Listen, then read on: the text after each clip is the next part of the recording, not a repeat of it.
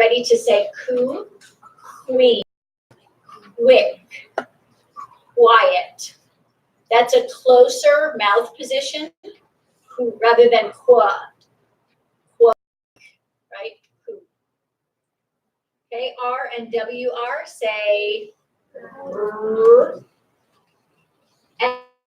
S, CE, CI, and CY all say what? And it's really important to make this connection for the kids. It's the same thing. So if C and G are followed by A, O, or U, they make the hard sound. And if they're followed by E, I, or Y, they make the soft sound. Okay? T says, V says, that's when it's the same position as F, you just turn your voice on. W, this is really tricky because often when kids are learning, what sound do you think they want to make for W? I heard someone say it. W. W. What do they say? D. Because if you think about it, the names of the other letters pretty much make the sound B, B, M, N, T. But W starts with D. So that's what they want to say. Okay? X at the end of a word says what? Just again, what is the sound of the W? It's, oh, I'm sorry, I didn't tell you the sound. So we don't want to say wa. We want to say more like woo. Like when someone, they used to go a wooing, woo, Wednesday, what, we want that pursed, water, wicked, not Wednesday, otter, it's woo. So more like woo. Okay, X at the end of a word says, what does it say at the beginning of a word? Yeah. Y is, I think, the trickiest letter that we have in English because it makes so many sounds. Okay, and it's super tricky for kids. In part because what's the name of the letter? Y. So what do kids want to say? Yes, they want to make the W sound, and you have to say, no, it doesn't say that. At the beginning of a word, the consonant sound is, so you want to think about ye, like hear ye, hear ye. You don't want to say ya. It's yes, yummy, yesterday. It's more of a ye sound. Okay? And then Z or S at the end of a word says what? Think about has, was, glasses. S at the end of the word makes the Z sound. Okay, digraphs are pretty straightforward. SH says shh. WH we don't use anymore in English. Okay, we spell it still, but we don't say it. We don't say what, when, where. We say what, when, where. We flatten it out. We don't make the H sound anymore. We've kept the spelling, and that makes it a little tricky for kids. They want to spell when, W-E-N, because that's how we say it. We have to say, no, we actually spell it W-H, which makes no sense to them. Okay, C-H and T-C-H say, right? That one you should feel hit your hand. For kids, especially if you're a native Spanish speaker, and the S-H and the C-H to distinguish are difficult. So S-H, shh. If you put your hand in front of your face, you shouldn't really feel anything. And you can hold it. C-H is a plosive. You should feel it hit your hand. Right, so that's the difference. If the kids can feel it, it's the CH. Cheese. Okay? Or if you say ship and chip, you should feel it hit your hand differently. Okay? TH has two sounds. The unvoiced sound is, the voice sound is. You can't make that sound, don't worry about it.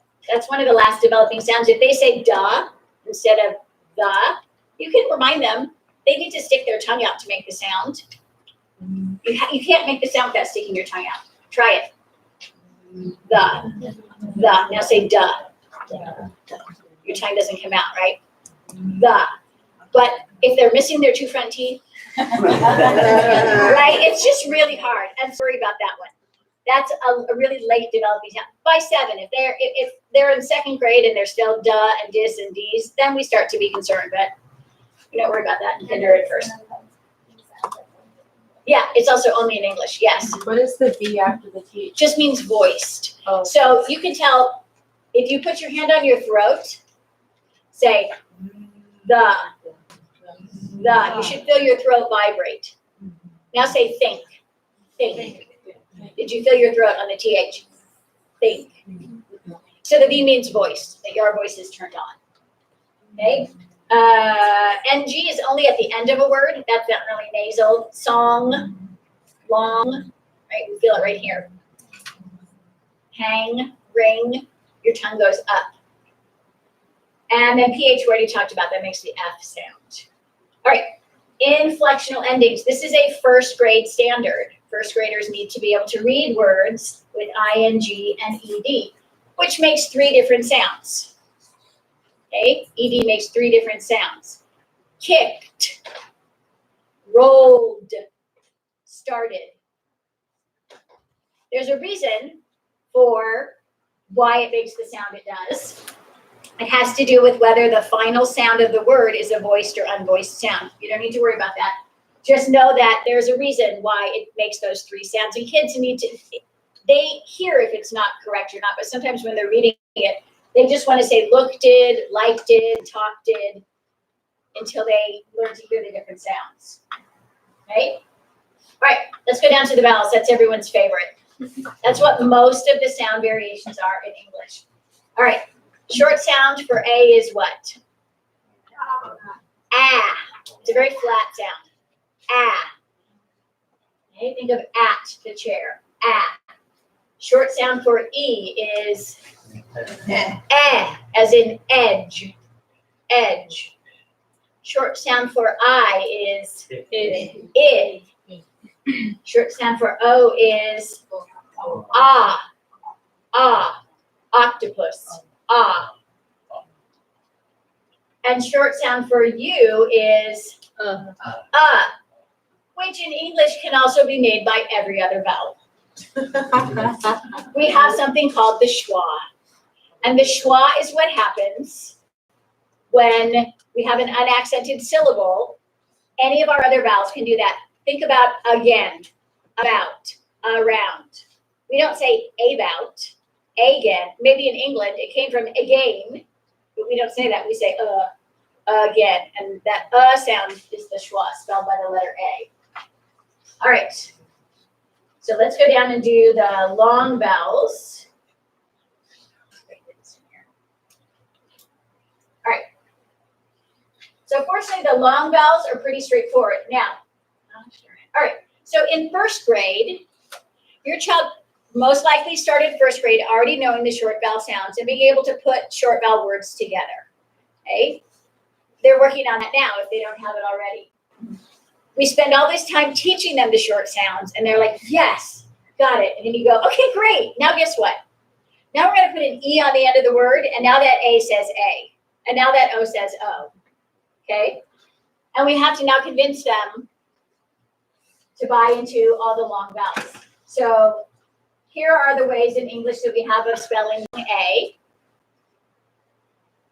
Long E, although EA is a stinker because half the time it says like dead or head or bread.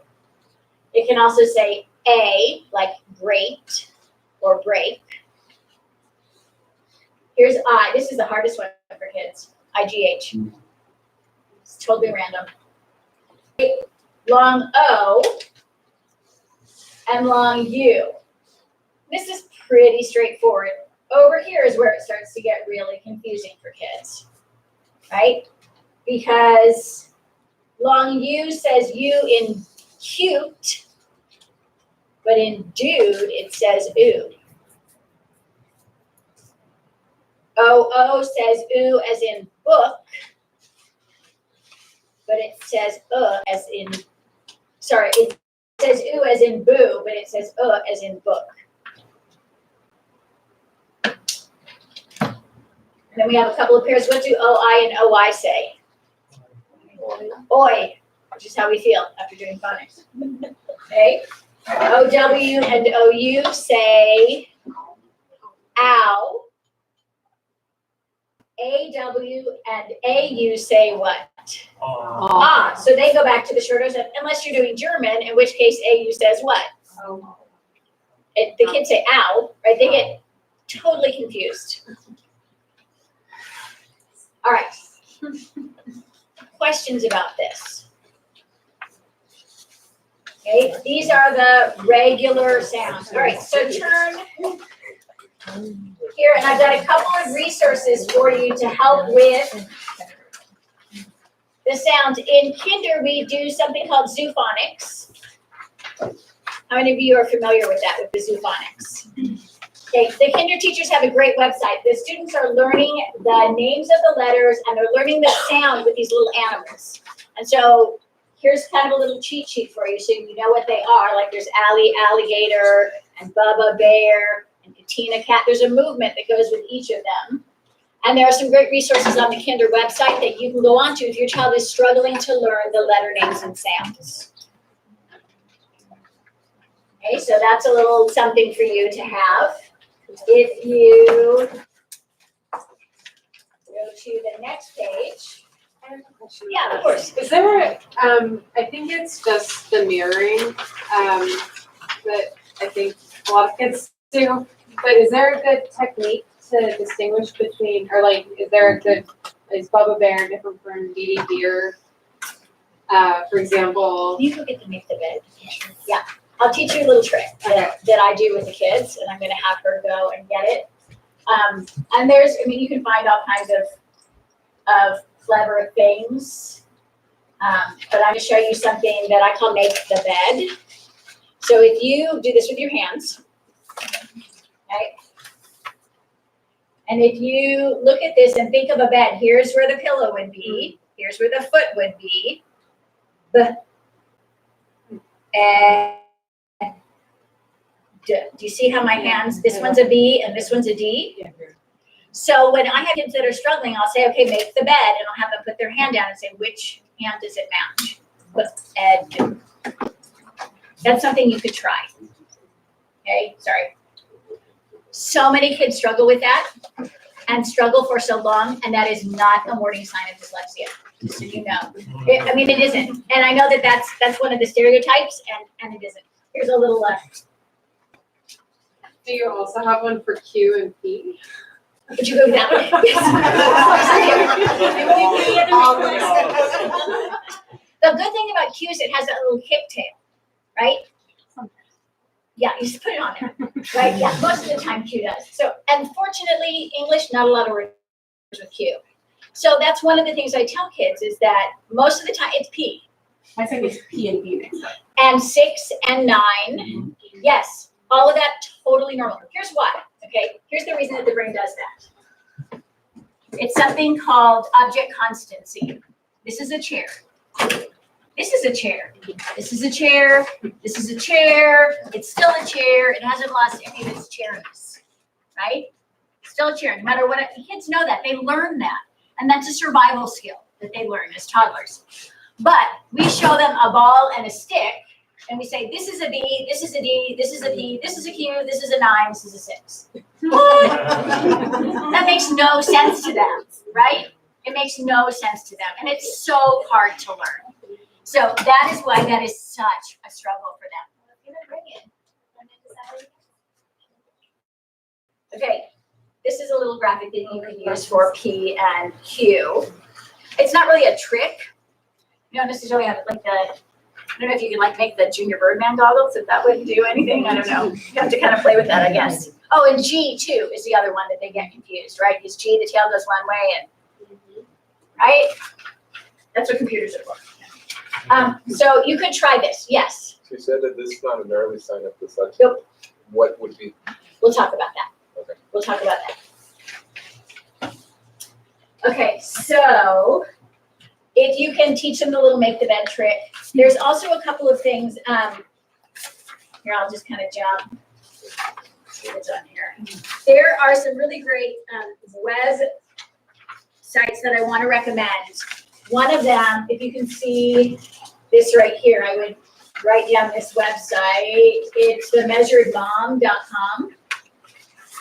She's a homeschool mom, a reading specialist who stayed home and worked with her 6 children at home and has come up with all kinds of great things. And there's all types of free resources that if your child is struggling with something, you can search for it and just download it and print it. She's got games, she's got things to practice, BD, PQ, ways to discriminate, all kinds of stuff. So I would highly recommend that you check out themeasuredmom.com. Really good resources.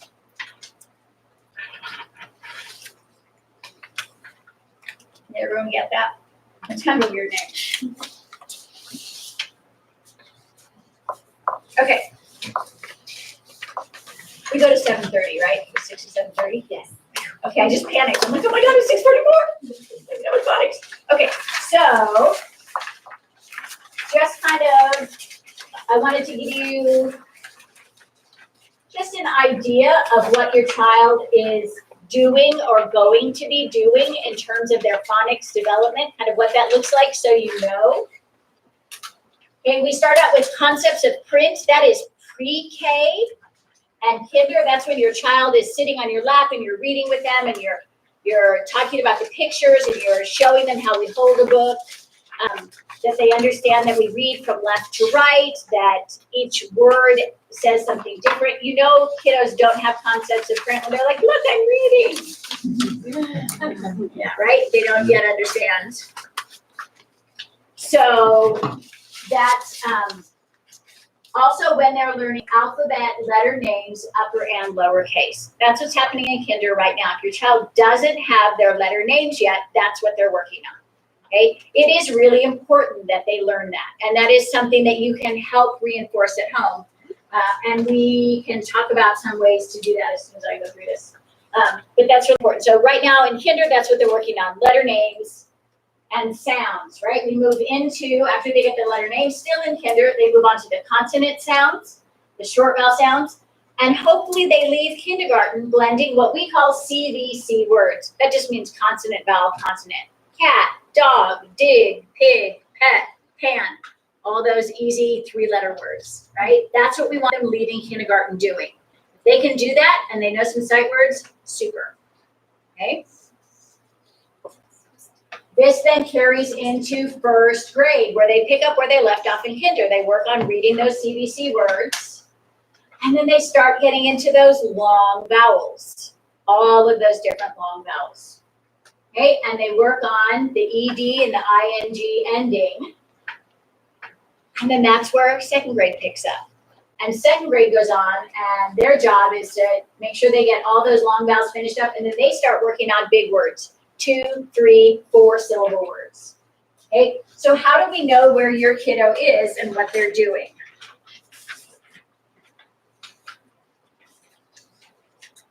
We have an assessment that we use starting in kindergarten. It's called the Basic Phonics Skills Test. You don't have this, but this is something to be aware of so that when you go have your parent-teacher conference, especially you first grade parents, you're going to want to ask about this. Okay, you're going to want to know what your child can do. And so what this looks at is we're looking for letter sounds. Okay, the sounds here at the top, these are the easiest ones to work on because they're the ones we can hold. We call them the continuous sounds. The stop sounds are a little bit harder, like the right? They're harder. And then we have those other really hard ones, H, W, Y, X, and Q. We want to know, do they know the short and the long sounds of our vowels? And then we ask them, can they start blending those into words? Now, this is not the page that they look at. We have a kid-friendly page that they look at and read. Okay, but what we hope for, ideally, is by the end of kindergarten, they're at least this far. Okay? That's our goal by the end of kindergarten, is they can at least read these CVC words. If they can go farther, that's fantastic, because what comes next is putting some of those digraphs in, the SH and the CH. And then after that, we do some blends, consonant blends. So kids come into first grade with a lot of this under their belt, that's even better. Okay? What does digraph mean? It's just the 2 letters together that make a new sound.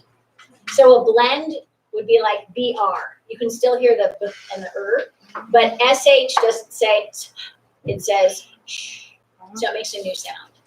So the digraphs are. SH, CH, TH. Is it on here? Yeah. Okay. Yeah. Okay. And then we go into long vowels. And this is really first grade. So here's the final E. That's where we start. That's the easiest way to start, from hat to hate, from mat to mate, can to cane, hop to hope, right? When you put the E on the end, that's where we start. And then long vowels, R controlled vowels. Oh, I don't know that we talked about that on the phonics one, where R changes the sound of the vowel. Right? AR says R, UR, IR, I'll say Those are tricky for kids. We go through those hard vowels. There's ED and ING. And then we start getting into polysyllabic words. Open and closed syllables, inflected endings. Hopefully, certainly by the time a child is through third grade, they have all of this mastered. Once they can read these easily, they are reading independently. They have really mastered the phonics skills that they need.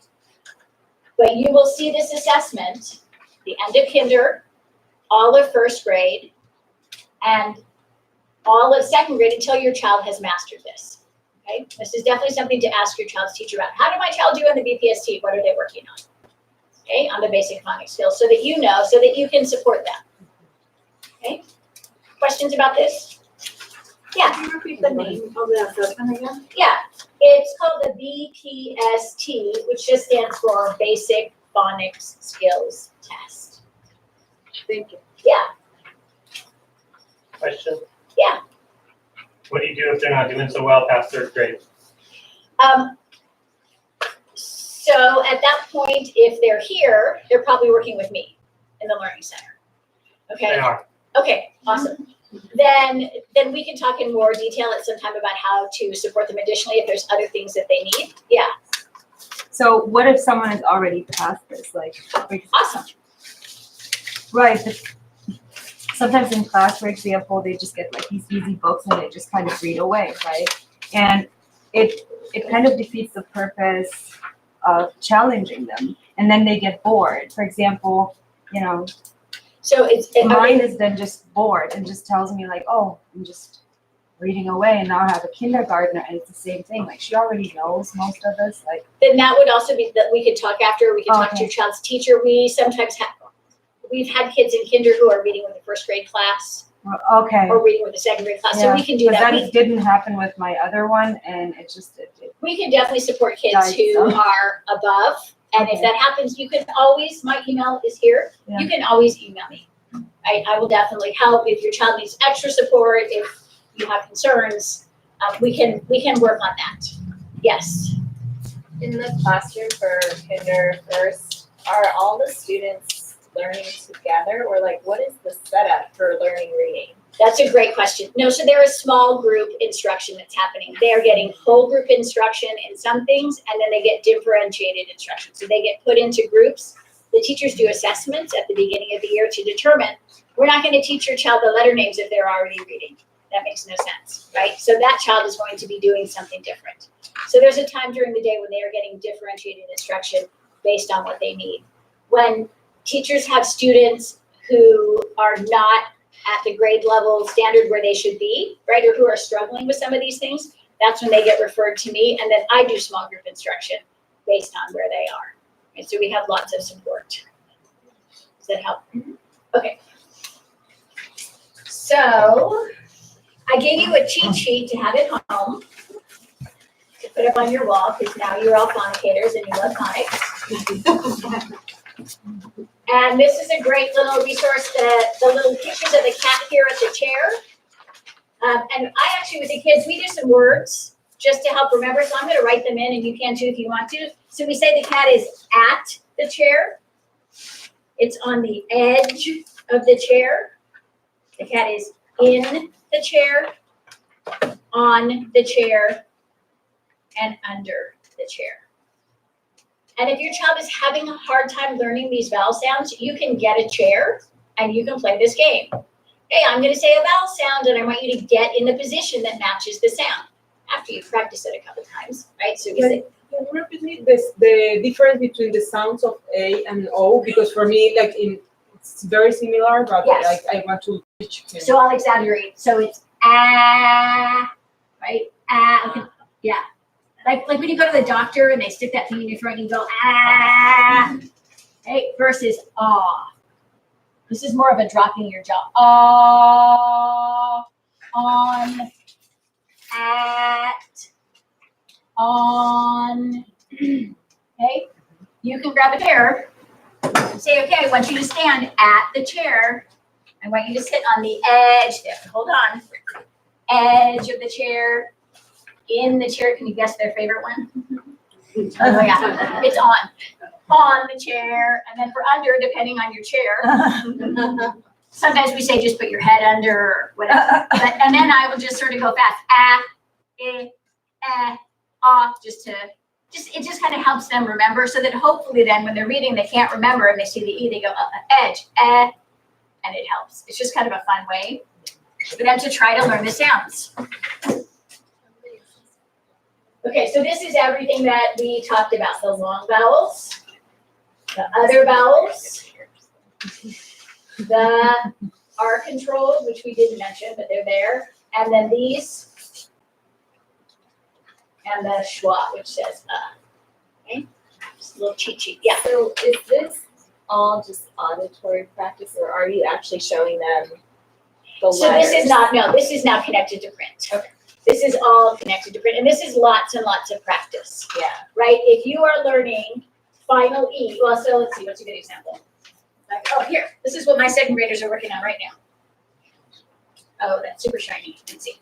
So I have a group of second graders, and we're working on final E. And so here's a way that they're going to practice. They think they're having a great time playing a game. I know they're reading these words over and over again. Okay, and this is making them go back and forth between short A and long A. Long A, short A, right? So they're having to go back and forth and do that mental flexibility. Oh, wait, if it has an E on the end, it says A, bay. Oh, it doesn't have an E on the end, it's short, it says A. So this is a way to practice. We're also reading books that practice these patterns as well, right? This is another measured mom thing that I printed out, but lots and lots of practice reading. Usually once the kids get, there's a lot of practice with A, there's some practice with I, but the time you get to O, they're starting to get the hang of it, right? And then they're ready to start moving on to some of the other vowels. That was a great question. Okay, so that's it for phonics, yes. Kind of not phonics related, but I keep hearing SIPs. Yes, it stands for structured or strategic? I can't remember now, but structured or strategic instruction in phonemic awareness, phonics, and sight words. I think it's structured instruction. And it was actually, it was, acronyms in it. yes, it was written by the same person who did this basic skills. Oh, systematic instruction. Systematic instruction in phonological awareness, phonics, And sight words, yes. So it's a program that covers all of this. It has a phonological awareness piece. It does sounds and blending. And it does sight words, which is what we're going to cover next. So what is a sight word? Can anybody define what a sight word is? A rule word you can't sell. Okay, that's great. Sometimes we call them rule breakers. Sometimes they're called high frequency words. So there's kind of two things going on. One of the things that we do when kids are really young, kindergarten, there are some words we need to teach so that they can start reading those basic books. And they're words that can be decoded once you know letter sounds and those rules. Words like can and like and see, okay? But in the beginning of kindergarten, they don't have that yet. So we teach that as a sight word. We want the kids to learn it, memorize it. So they can read, I can see, right? I can see the. They can practice that. But yes, most of the time we consider sight words to be rule breakers. Those are words that do not make these sounds, the regular sounds. If we know that AI says A, it darn well better say A every time we see it, right? And if it doesn't say A, then that's a rule breaker. And so an example of that would be the word again. Because in the word again, what does the AI say? Oh. It says, Yes.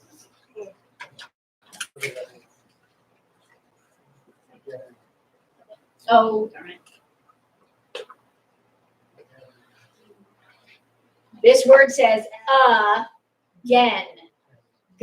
And so it should be this. Well, even that wouldn't work. Because that's the hard. Right, that's not even right because that would say then a gen. Yeah. English. So that's a rule breaker.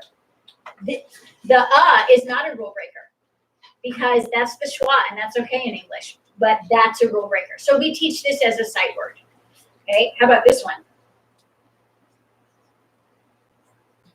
Is that a rule breaker? No, because that's the schwa sound, and that's fine. It says about. OU says out. That's a regular sound. So that's not a rule breaker. That's a decodable word. Okay? So I'm going to put a couple words up here. Let's see if we can.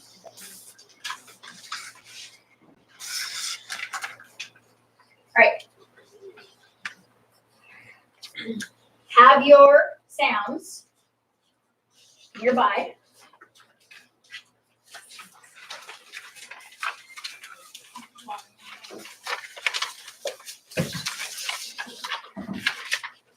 Okay. And let's look at these words, and I want you to tell me if these words are regular or irregular. If they are, by regular, I mean they're decodable. Everything does what it's supposed to do, and we can just sound it out. By irregular, I mean it's not a decodable word. Okay, we're going to start with this one. Irregular. All right, so we did not actually talk about this when we were looking at the phonics, but we do have a rule in English that says that the vowel at the end of a syllable is long. Okay, think about so, no, go, he, we, me, thee. What should this word say? The. And it used to. We used to say the end, For you to but eat, now right? we say yeah. We love that sound. We're kind of lazy in English, and is the easiest sound to make. You just drop the drum. Okay, so this is a rule breaker. This is an irregular word, and it has to be learned by sight, right? This is one we have to learn. Okay, how about this? Regular. That's regular. Everybody does what they're supposed to do. At, cat. Perfect. All right, how about this one? Regular, because the E makes the A say its name. Egg. Okay, perfect. How about this one? Great. Why? Why is it irregular? Well, what if I do this? Now it's regular, right? That one's regular, but what if I put that one on it? Now it says done, right? Now it rhymes with one. So yeah, one is a mess, right? Because what sound does it start with? A W. Like why? Why does it start with W? All right. And you know what? So I didn't really point this out, and because I'm trying to make sure I get through everything, but I said why really is tricky, and here's part of the reason why. At the beginning of a letter, it's a consonant. It says ye. At the end of a one-syllable word, it says I. At the end of a two-syllable word, it says e. In the middle of a syllable, it says it. Think about Jim, or crystal, or mystery, right? Why is so tough? So in this word, is it regular or irregular? This is a regular word, yeah, it's regular. We teach it as a sight word though, because it's just so dang hard for the kids, right? So this one, it's regular, you can sound it out, but by the time, when the kids need it, they're not sounding this out yet. So we just teach this as a sight word. How about this one, regular or irregular? Irregular. Okay, I'm gonna sound it out. From. Is that the word? No. How do we say the word? From. We say from. How do kids spell it when they're writing? With an A. F-R-U-M, from. It's not a schwa. So here's the trick about schwa. It has to be in a 2-syllable word because it is the unaccented syllable. Yeah, love English. Okay. I don't want to learn. Here. So sorry you had your children here. And we're teaching them English, right? Let's go learn another language. That's easier. And yet we all learn, right? I mean, this is the amazing thing. In spite of the complexity of this, you learn to read. Your children are learning to read like we do it. We just need to know why, right? And so why am I doing this with you? Because when you're reading with your child and they come to a word, it is torture to ask them to sound out an irregular word, right? They can't be sounded out. So as long as you know what makes a word regular or irregular, and you're a couple words ahead of them, that won't happen, right? We don't want kids to try to sound out irregular words. They have to just learn them by sight. And they have to have automaticity. And what that means is they need to have that word in their head within 2 seconds. Right? If it takes longer for them to kind of come up with it, they don't own that word yet. One of the things you can do to practice that, in fact, we'll step aside here and talk about how to practice some of these things because I know I've done a lot of talking. Ways to practice letter sounds. First of all, I put some really fun little tubs on your table. These are fancy. You don't have to make fancy ones.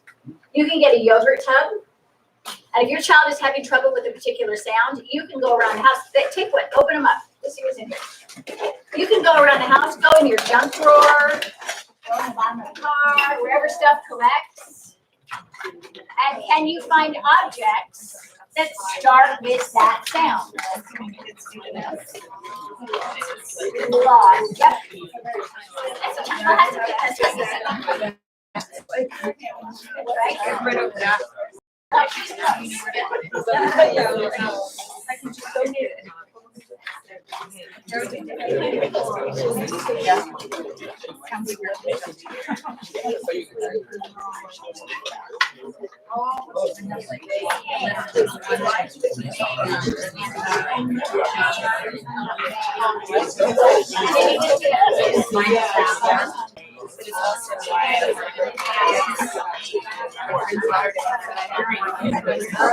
That's why I'm not holding.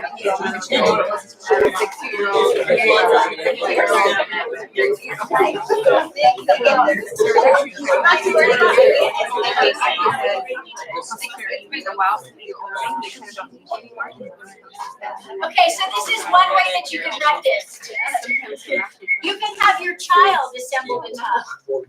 You could do ending sound instead of beginning sound. If they've got the beginning sound, you can have them find things that end with that sound.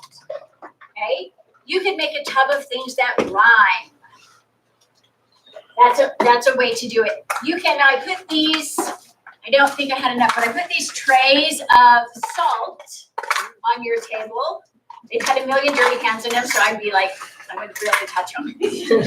But these are great. You can use a cookie sheet or a shoebox lid with salt or beans or rice, and then you say a sound, and the child has to make it, and then you just shake and it erases. That tactile information, that input is great. That's great for kinder learning sounds. What about first grade? Okay, you say their spelling word and they have to write their spelling word in here. Okay, you can step this up. If you're brave, buy a can of shaving cream, clear off your counter, or use a cookie sheet if you don't like the mess. Spray it full of shaving cream, and they write the words, they do the sound, they do all of that until it starts to go away and they can play it and you just wipe it off. Or in bathtub. or in the bathtub, awesome. If you're super brave, chocolate pudding. Let them lick it up. If you've got a reluctant child, right?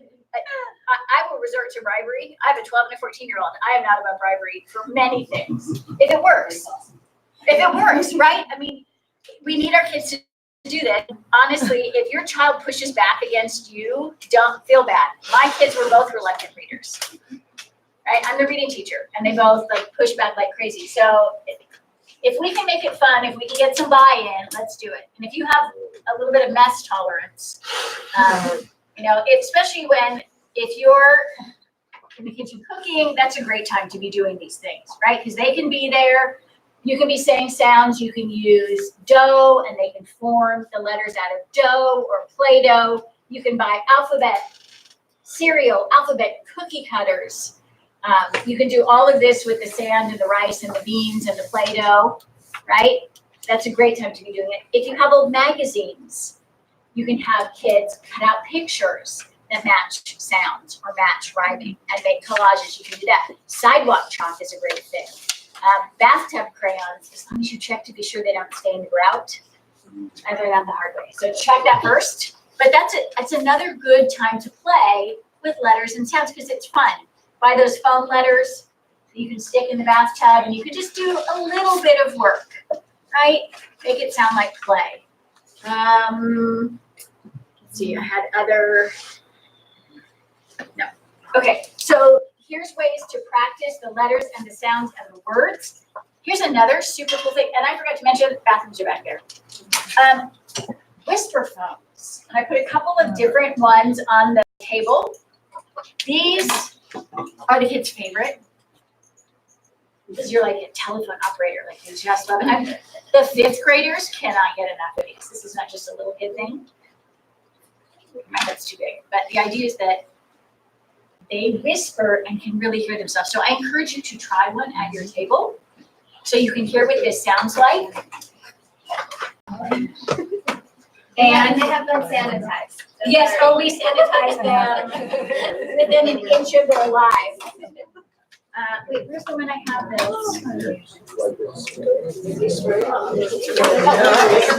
Okay, so you don't have to buy a fancy pants one. Home Depot. They can hear. So if you try this, if you whisper into it, you can really hear yourself.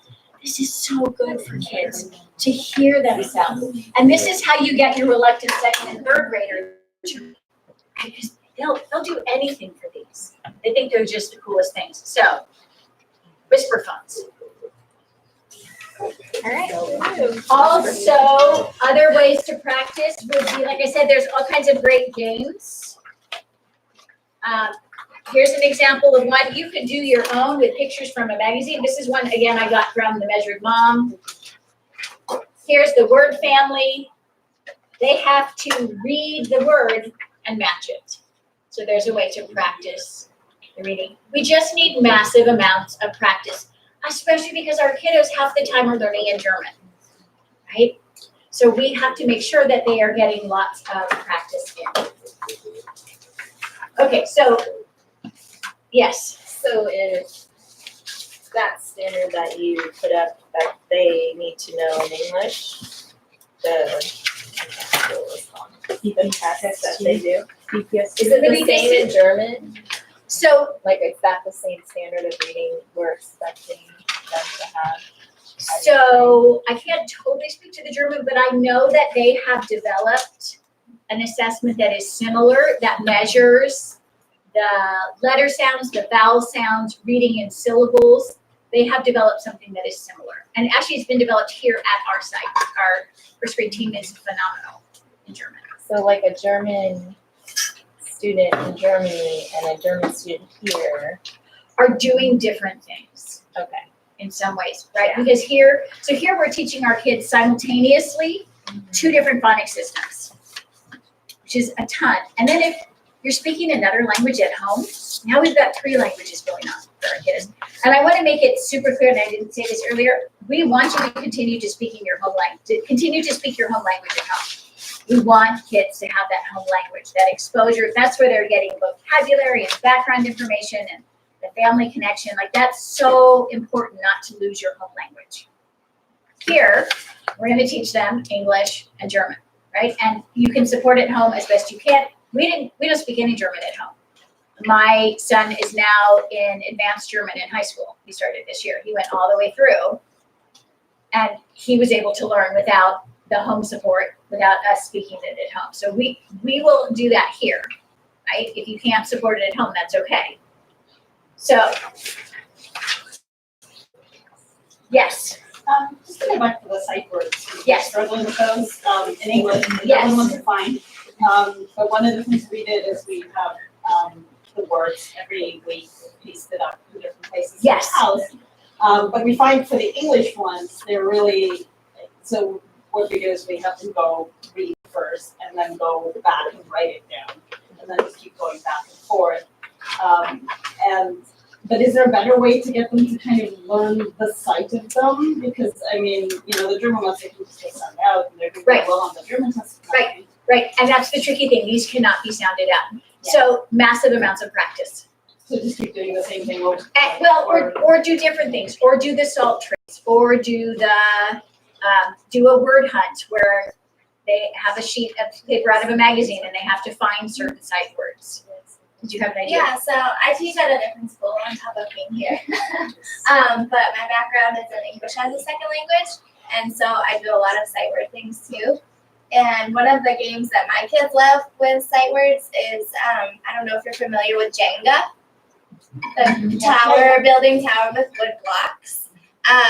It's kind of expensive if you buy it like not on sale or something, but in the Target dollar section, sometimes they have those for like $3. I bought it and I wrote the grade level words on those. So as they pull out a block, they're having to read the words. So just like different things like that. I just know my kids really, they play that game a lot at home. So when they see it at school, they get really excited about that. Here's a whole page here in your packet for ways to practice words at home. Paper plate toss. Here's one where you take words on the ceiling and then they have to shine the flashlight and read the word they shine it on. One of the games I like to recommend is that you pick a couple of words, 2 or 3 of the words, and you write them on a bunch of Post-its, and you stick them all over the house, on the refrigerator door, on the toilet seat, on their pillow, and before they can open that refrigerator or lay down on the pillow, they have to read the word, right? And once they really know it, I like to recommend that you make a success wall someplace where once they earn that word, they really know it, they have it, they get to put the word up there. And they can see their progress grow, right? Maybe they only have 1 or 2 words, but as they keep learning them, right, they get to earn that. You can even do it like a graph, how many do you have? Here's all kinds of things. Stepping stones, you can play Go Fish, tic-tac-toe, do a word hunt.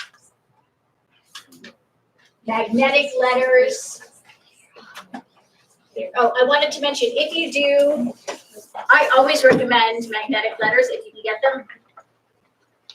I really like a set, you don't have to have this is the classroom set, but a set where the vowels are one color and the consonants are another.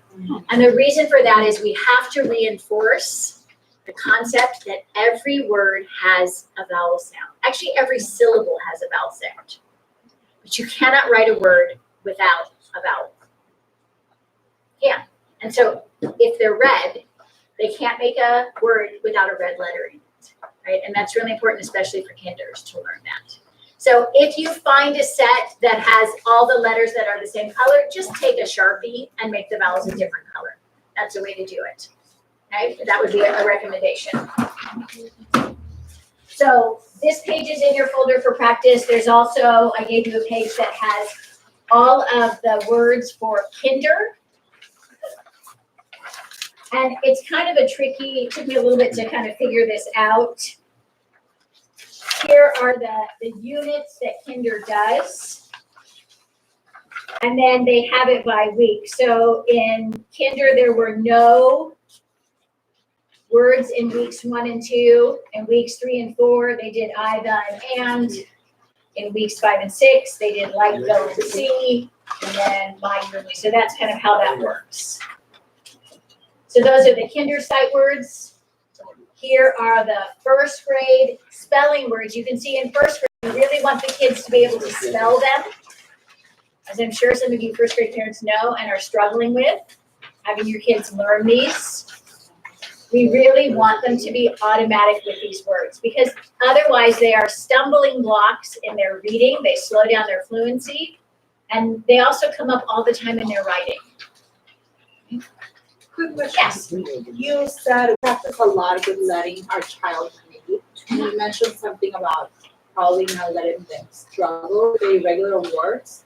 Should we then read that word for them so they just like get familiar with it? Yes, if you're reading along and you come to a sight word that you know is not decodable and your child doesn't know it, just give it to them. Okay. Just tell them, Don't let her just Yeah. say it yeah, wrong. that word is does. You're reading a lot, yes, just give it to them. So another question, it feels like just getting those 5 words in 1 week is an awful lot of work, but should we, I don't feel they know all the other ones that they were doing. Should we be doing all of them, or what should we, like, in a week, because you mentioned the success wall, we feel it's like hard enough to get the 5 in, should we be going back and doing some of the others? Well, maybe adding 1 or 2 in, or during German week, just doing some review on those English words from the previous week, right? So in German week, you're not working on the English sight words, you're working on German words, but maybe you can put a little, you just kind of go back and practice the words from the week before so that you have, does that make sense? Yeah, no, because I have one in each, so it's. Oh. I figured I had it. 5 minutes? Yeah. No! Okay, really quickly, I want to talk about books and how to choose books. And then we'll talk about trouble signs. So, if you've tried to choose a book for your child, you know that it's really difficult. I may do it well. Yeah, I'll show while you hand it out. Yeah, I'll do it. Okay, so if you just want to hand some of the non-decodable ones out. Okay, so there's a couple of different kinds of books, yes. And the first kind of book that is good for kids who do not have the letter sounds yet and are not sounding things out are what we call predictable books. And you have an example of that, okay? And I had a better one picked out. Sorry. No, that's okay. I have piles of things and then I lose it.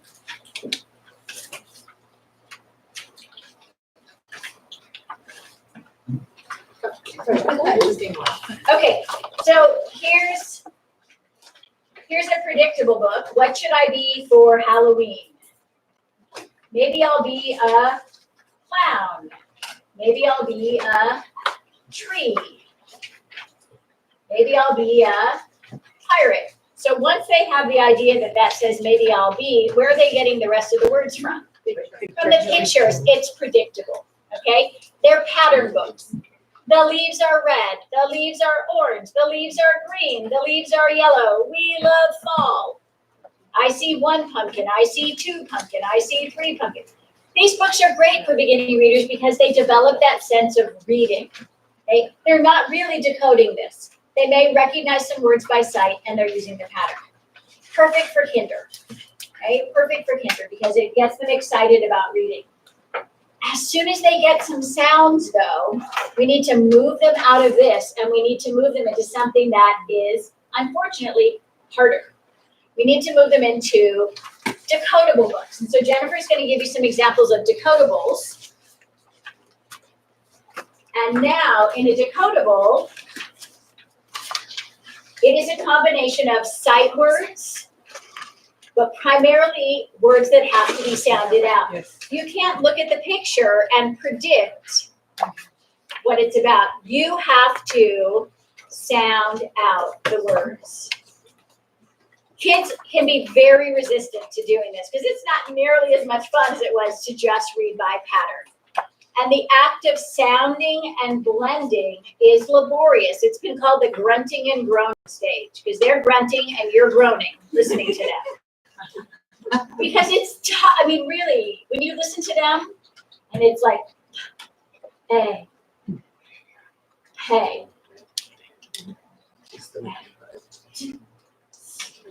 yes. By the end of the line, you're just like, what? I don't even know. I get to the line. Hey, get set to go right. Then they have to they totally lost the thread of it, but they have to do this. They have to. There's no shortcut through this stage. There's no reading fairy that's gonna whack them on the head and, right? They have to go through this. Some kids go through it really quickly. If yours is one of those, you're lucky. Most kids have to work through this stage. And we have to smile and encourage them and support them getting through it, right? Because they will. They will. Hopefully, this is a fairly short stage. They're learning the sounds. We have to convince them that this is what they have to do, that they can no longer guess. And we really want to discourage guessing. Okay? That is not a great strategy. It's not. Because then you have kids who say, peg goes in a plate. Well, yeah, except no. Right? No. And so that's what they were doing before, and we were like, yay, that's so great. Now we're like, no, that's not what it says. Read what it says. So we do want to make sure that they do it correctly. Okay? We help them with the sight words if they don't know it, but we put the job on them when they're reading this kind of book. Okay, so now here you are, you're at Target, you want to buy a book for your child. Can you find this? Can you find this nice? No, you cannot. You can find things online. And there, if you search for decodable books or phonics readers, and I've given you on that green page in the back some websites, you can find resources. And in fact, I am going to recommend starfall.com as a fantastic resource. Their books are inexpensive. If you want to order them, there's lots of activities. There's games the kids can play. It's great practice. Not only do they have decodable books, but then they also have books that are nonfiction that offer a lot of sight word practice, kind of a mixture. The kids love them. So that is a great resource. But they don't sell that at Target. And so you're at Target and you're looking at, oh, they put these super helpful little things here. Oh, look, it says beginning reading. Yay, I know a beginning reader. Okay. Huh. Anything on here look a little challenging for a beginning reader, do you think? The whole thing. Right? How about thought? How about apologize? This is not for a beginning reader. Think about the phonics now that you know, right? This is for a second grader, maybe end of first grade, but this is not for your kinder. You wouldn't know that from looking at this. So now you need to just look at that with your new phonics eyes and think about, here's another one, beginning reading. Yay, I can read. Really? Shouted? Study? No. But here's one. Green light readers, Sam and Jack.